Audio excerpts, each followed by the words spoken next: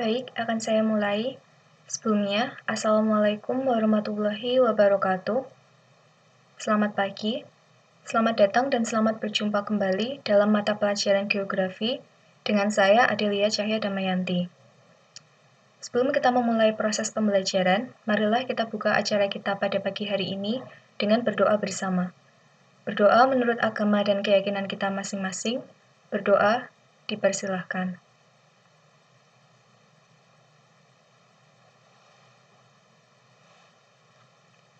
Berdoa cukup. Nah, jadi pada pagi hari ini kita akan membahas mengenai dinamika planet bumi sebagai ruang kehidupan.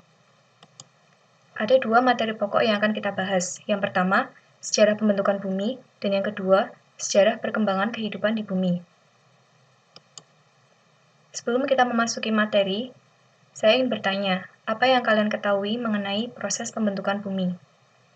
Silahkan jika ingin berpendapat, boleh menghidupkan mikrofonnya. Ya, silahkan.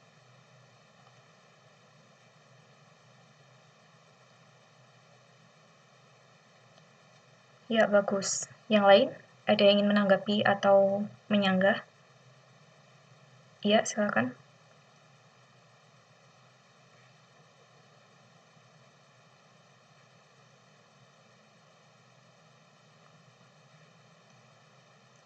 Ya, bagus, cukup.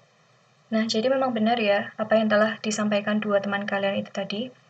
Seperti yang kita ketahui, memang di luar sana tuh telah banyak ahli yang telah mengemukakan pendapatnya mengenai pembentukan bumi. Ada beberapa teori yang telah kita kenal, yaitu teori planetesimal, teori pasang surut, teori nebula, teori ledakan, dan lain sebagainya.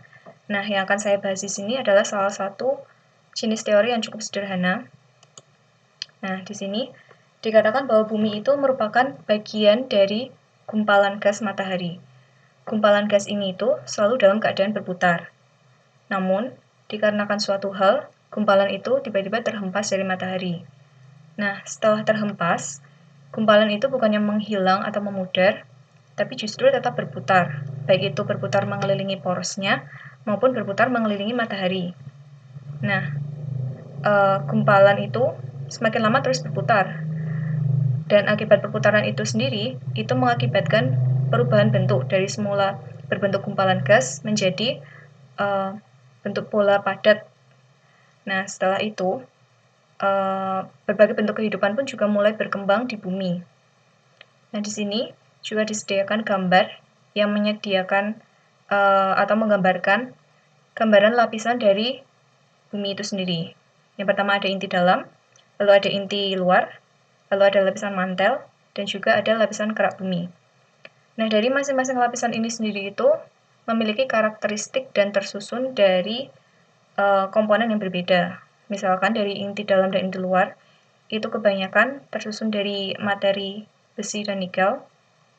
Lalu di mantel bumi ini, kebanyakan tersusun atas materi magnesium dan juga lava. Lalu yang bagian paling atas, lapisan kerak bumi itu, tersusun atas lapisan batuan, atau yang biasa kita kenal dengan istilah litosfer. Nah, di sini, bumi telah terbentuk sekitar 4,6 miliar tahun yang lalu. Bumi merupakan planet dengan urutan ketiga dari 9 planet yang dekat dengan matahari. Jarak bumi dengan matahari sekitar 150 juta kilometer. Bumi berbentuk bulat dengan radius kurang lebih 6.370 km. Bumi merupakan satu-satunya planet yang dapat dihuni oleh berbagai jenis makhluk hidup. Nah, di sini yang perlu kita perhatikan adalah bumi itu merupakan satu-satunya planet yang dapat dihuni oleh berbagai jenis makhluk hidup. Mengapa? Salah satu atau mungkin beberapa alasan yang telah kita ketahui itu karena bumi itu memiliki karakteristik yang tidak dimiliki oleh planet lainnya. Misalkan, bumi memiliki udara atau atmosfer, bumi memiliki air, bumi memiliki gaya gravitasi, dan juga lain sebagainya. Jadi, hal-hal tersebutlah yang membuat bumi itu dapat dihuni dan juga ditinggali oleh berbagai jenis makhluk hidup. Nah, secara umum, bumi itu terdiri atas 3 bagian, yaitu udara, air, dan juga batuan. Lapisan ini tuh biasa juga dikenal dengan istilah atmosfer, hidrosfer, dan juga litosfer. Nama dari lapisan ini itu diambil dari bahasa Yunani, yang berarti atmos itu berarti uap, Hidros itu artinya air, dan litos berarti batu. Nah, selanjutnya kita akan membahas mengenai sejarah perkembangan kehidupan di bumi. Nah, zaman sejarah pembentukan bumi itu sendiri dibagi menjadi 4. Yang pertama ada Prakambrium, yang kedua Paleozoikum, yang ketiga Mesozoikum, dan yang terakhir Kenozoikum atau Neozoikum. Yang pertama, Prakambrium. Zaman Prakambrium itu merupakan zaman yang lebih tua daripada zaman Kambrium, di mana lapisan-lapisannya terdapat di bawah lapisan-lapisan yang mengandung fosil. Pada zaman Prakambrium, tidak ditemukan bentuk-bentuk hidup dengan tekstur ataupun rangka yang jelas. Jadi, kebanyakan itu yang dijumpai itu semacam jejak rayapan, baik itu dari binatang cacing atau binatang lain yang serupa. Lalu selanjutnya, dalam zaman Prakambrium itu, tidak ada jasad-jasad yang dapat membuat rangka yang keras. Jadi di sini tuh proses pemfosilan itu sendiri tuh jarang atau tidak mungkin terjadi, karena pada dasarnya makhluk hidup yang hidup pada zaman Prakambrium itu merupakan makhluk hidup yang tidak memiliki atau belum memiliki rangka atau tekstur yang keras. Jadi proses pemfosilan itu tidak dapat terjadi dengan optimal. Nah, di sini ada sisa-sisa peninggalan dari zaman Prakambrium yang kebanyakan masih berupa batuan. Lalu yang kedua ada Paleozoikum. Pada zaman ini diklasifikasikan menjadi beberapa periode, yaitu yang pertama, Kambrium. Periode ini ditandai oleh adanya endapan yang mengandung jasad fosil yang telah mencapai tingkat perkembangan yang tinggi. Semua makhluk hidup itu masih terbatas pada lingkungan air. Oleh karena itu, sisa peninggalannya itu berupa jasad-jasad air yang kebanyakan ditemukan di samudra. Lalu, contohnya itu ada Archaecyata dan binatang Trilobit olenellus. Jadi di sini tuh dapat kita garis bawahi bahwa sebagian besar itu kehidupannya berasal dari kehidupan air. Jadi masih didominasi oleh makhluk-makhluk mungkin seperti moluska atau beberapa makhluk-makhluk lain yang berasal dari air. Nah, ini ada bentuk kehidupan di zaman Paleozoikum periode Kambrium. Ada binatang Trilobit dan juga Archaecyata. Selanjutnya ada Silur. Pada periode Silur, penyebaran fauna lebih luas dibandingkan dengan masa Kambrium. Banyak kelompok binatang baru muncul pada periode ini, salah satunya vertebrata. Lalu di Indonesia sendiri, periode Silur itu merupakan periode tertua yang diketahui. Fosil silur berupa koral burat yang bernama Halicitas banyak ditemukan dalam batu-batu lepas di Sungai Papua. Jadi di sini itu dapat kita ketahui bahwa mulai ada transisi kehidupan dari semula kehidupan di air mulai berubah ke kehidupan di darat dengan ditandai dengan adanya atau mulai munculnya binatang-binatang vertebrata atau binatang bertulang punggung. Salah satu indikator bentuk kehidupan pada periode Silur yaitu munculnya jenis-jenis ikan purba.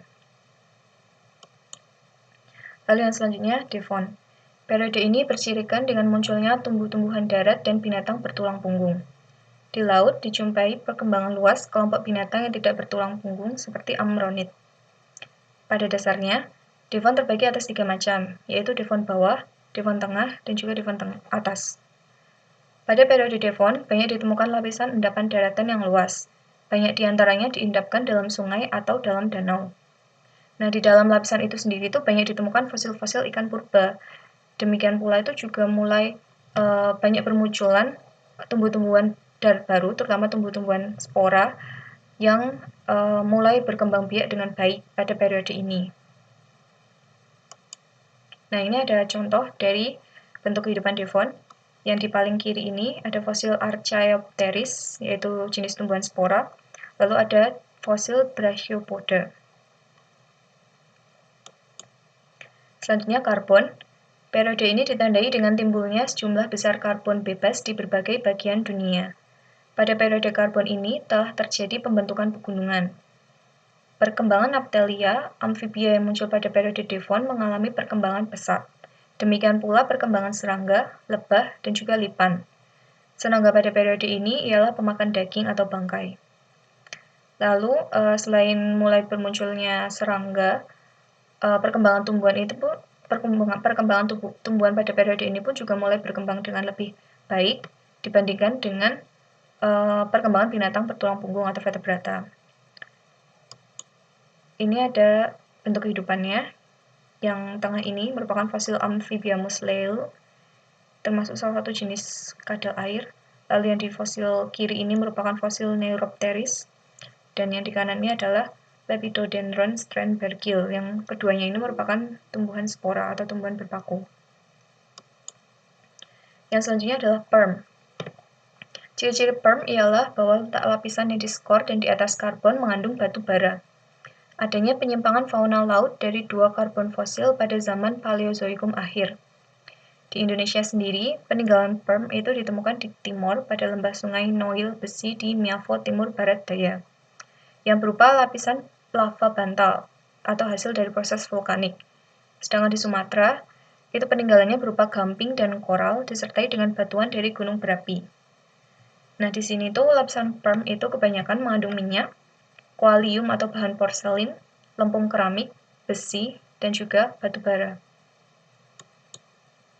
Nah, ini ada contoh ilustrasi kehidupan laut pada zaman Paleozoikum periode perm.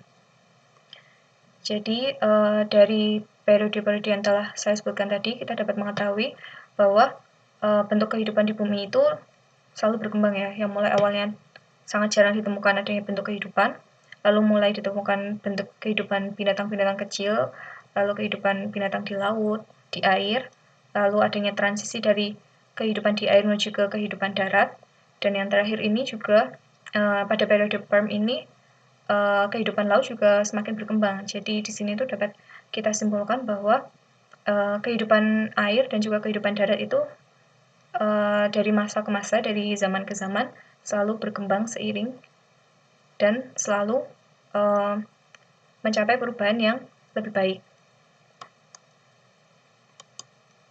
Lalu yang kedua ada masa Mesozoikum. Masa Mesozoikum terdiri atas zaman Kapur, Jura, dan juga Trias. Zaman Kapur berumur kurang lebih 90 juta tahun, Jura 140 tahun, dan Trias 190 tahun. Ketiga zaman ini disebut sebagai tingkat kehidupan pertengahan. Lalu keadaan iklim pada waktu ini adalah panas dan basah. Hal ini dapat diketahui dengan adanya pertumbuhan dan perkembangan flora dan fauna yang ada pada saat itu. Pada zaman ini, mulai timbul dan berkembang tumbuhan berdaun lebar, binatang melata, amfibi, ikan, serta binatang menyusui pertama. Kehidupan flora dan fauna ini persebarannya sendiri masih terbatas. Jadi di sini dapat kita ketahui bahwa kehidupan ini tuh mulai berkembang, tidak hanya kehidupan di air saja, namun juga kehidupan di darat itu semakin beragam. Contohnya ini tadi juga sudah disebutkan bahwa banyak ditemukannya tumbuhan berdaun lebar, binatang melata, amfibi, serta mamalia pertama.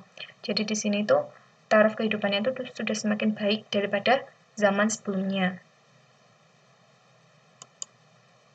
Nah, ini salah satu bentuk kehidupan di zaman Mesozoikum, ditandai dengan adanya keberadaan dan kehidupan dari dinosaurus yang kebanyakan ditemukan pada zaman Jura. Lalu yang ketiga itu ada Kenozoikum atau Neozoikum. Masa Kenozoikum atau disebut juga masa Neozoikum terdiri atas zaman Tersier dan Kuartir dan yang merupakan tingkat kehidupan baru. Yang pertama, zaman Tersier. Zaman Tersier terbagi menjadi zaman Eosen, Oligosen, dan Pleiosen. Zaman Eosen berumur 70 juta tahun, Oligosen 42 juta tahun, Miosen 30 juta tahun, dan Pleiosen 16 juta tahun. Pada zaman Tersier, tumbuh-tumbuhan berkembang biak dan meluas ke seluruh wilayah kontinen. Demikian juga mulai timbul dan berkembang tumbuhan berbunga. Binatang menyusui atau mamalia dan juga burung mulai meluas atau mulai berkembang dengan pesat pada zaman ini. Lalu keadaan iklim juga tidak begitu berbeda dengan zaman sekunder. Pada zaman ini batu bara muda mulai terbentuk. Lalu selanjutnya ada zaman Kuartir. Zaman Kuartir terdiri atas zaman Pleistosen atau Diluvium dan zaman Holosen atau Aluvium. Kedua zaman ini berumur kurang lebih 3 juta tahun yang lalu. Pada zaman Kuartir, telah muncul manusia pertama dan juga telah dimulainya kehidupan es.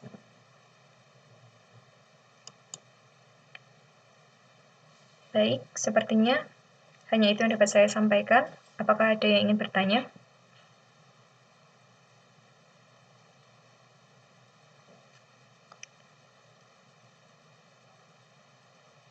Baik, sepertinya belum ada yang bertanya. Jadi, pertemuan kita pada hari ini akan saya cukupkan sampai sekian. Apabila masih ada yang kurang jelas, mungkin bisa ditanyakan melalui grup atau juga bisa melalui personal chat dengan saya. Lalu, oh iya, akan saya kirimkan tugas yang akan kalian kerjakan untuk sebagai bahan evaluasi pada pertemuan kali ini. Tugas ini dikerjakan secara kelompok, maksimal 4 hingga 5 orang. Kelompok itu bisa diundi atau juga bisa diurutkan berdasarkan abjad atau presensi. Jadi nanti akan saya share baik itu materi, lalu tugas, dan juga lembar kerja, dan juga form presensi yang harus kalian isi. Untuk form presensi sendiri akan saya tutup saat jam pelajaran telah selesai. Baik, sepertinya hanya itu yang dapat saya sampaikan. Kurang lebihnya saya mohon maaf. Wabillahi taufiq wal hidayah. Wassalamualaikum warahmatullahi wabarakatuh.